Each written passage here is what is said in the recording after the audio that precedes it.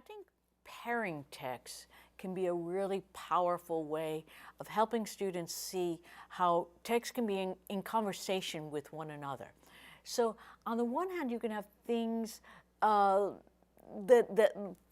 modern film versions like Clueless, which is an adaptation of Emma. And what I want students to see is how great works of literature continue to be reinterpreted in many different ways.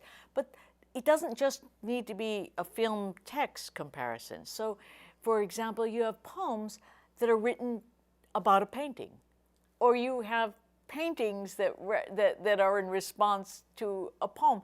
And to help students begin to understand this intertextuality, I think is a real under-tapped power of what can happen in the classroom. Because our students are extremely visual, but that doesn't mean they're visually literate.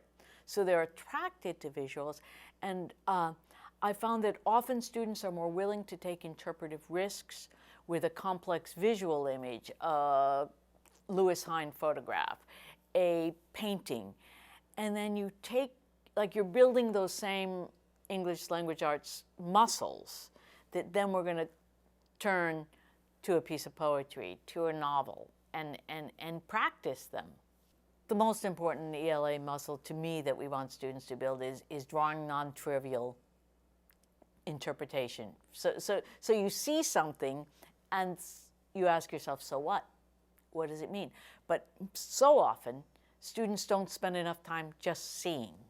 And so that's what I've learned from art teachers and museum curators who talk about really scanning the text, really spending time with the text, looking, and then describing the color, describing the line, describing the organization, because in that description, you're forcing yourself to see more closely.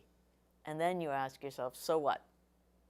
So what does it mean? Why did the author choose those colors? How would it be different if instead of yellow, orange, and red, it's blue and green? What do those colors themselves suggest? Because poets do the same thing with language.